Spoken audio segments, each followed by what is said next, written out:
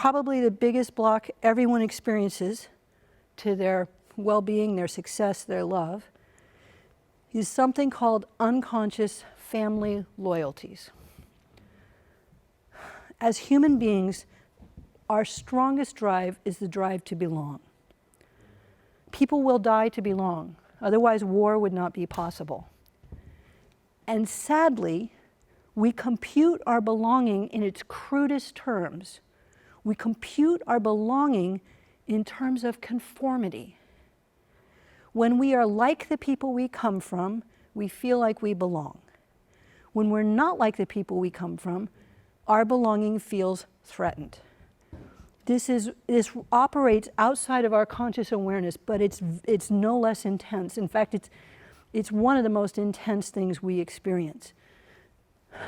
So, when a child is conceived into a family, they feel the pain in the family, often generations back. They don't have conscious processing, but they feel it. And the child's instinctive move is always to want to heal the pain in the family. There has never been a child born in the history of humanity who did not want to heal their family's pain. There has also never been a child born in the history of humanity who has pulled it off. But everybody tries, and they try in predictable ways. The first way a child tries to heal the family is through their love. I will love them so much that they will finally feel okay and it will all be better. And because a child's love is so immense, this feels reasonable. Never works. If it worked, every parent would be instantly healed upon the birth of their first child. I thought there was a problem, but I'm fine now. Childbirth would be the recommended form of personal development if it actually worked. Never works. So then the next thing the kid does, they try to take the pain from the family. I will have the problem so you can be okay. Also, never works. You can no more take someone's pain than you can take their irritable bowel syndrome. You can't do it. But we try, and what we end up doing is not taking it, but replicating it. And lastly, a child will say, okay, if I can't make it better for you, then I won't have it too much better. I will not flaunt my good fortune in your face.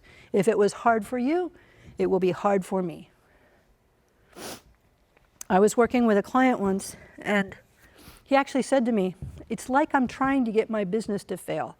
When he said that, all kinds of alarms went off in my head, and I said to him flat out, I said, whose business failed? And he looked at me and he went, oh, my dad's. So without realizing it, some part of him was limiting his success so as to not make his father look bad. Not a conscious choice. But I can't tell you how many people limit their success, their money, their happiness, their work, their relationships, their well-being, so as to not have it too much better than the people they come from. Now, sadly, when you join someone in their suffering, all you do is make more suffering. That's a quote from a channel named Jason and the Nine, and it says beautifully what I was trying to say for years. So, in order to have what we want, we need to update the operating systems that are running so they're way more current and applicable to who we are now. We need to get a much more robust sense of our worth. You know, I have a redwood tree in my front yard. It's got to be at least 150 years old. As far as I can tell, it never questions itself. Is it okay for me to reach for this much sunlight? Am I taking too much water and minerals? All of nature is designed to expand. All of nature is designed to reach for what it wants.